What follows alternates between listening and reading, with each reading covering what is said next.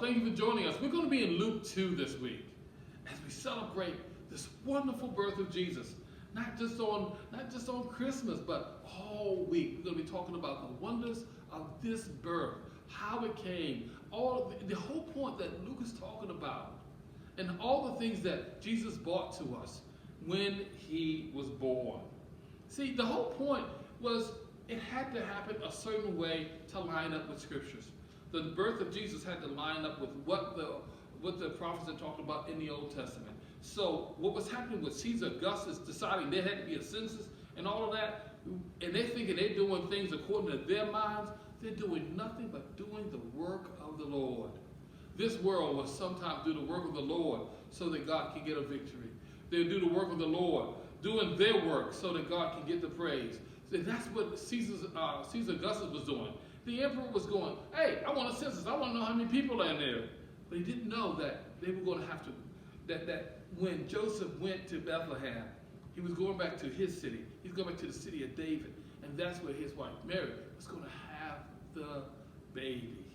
And when she had that baby, there was no place. And his first point was there was no place in the whole town. So he ended up being born in a barn. The question I have today to you as we continue through this Christmas season is there a place in my heart? Do you have a place in your heart where Jesus can be born anew?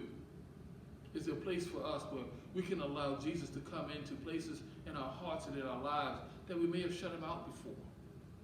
Places where we have confusion, places where we are concerned, places that we just don't want him to look at, talk about. We keep those places locked off, hidden away. But just like Jesus was in the barn, he wants to be born in our hearts. That's the greatest gift he wants from us as we progress through this week. Jesus wants the gift of us. Gift wrap, hand it to him. Arms wide open, saying, Lord, I can't do it by myself.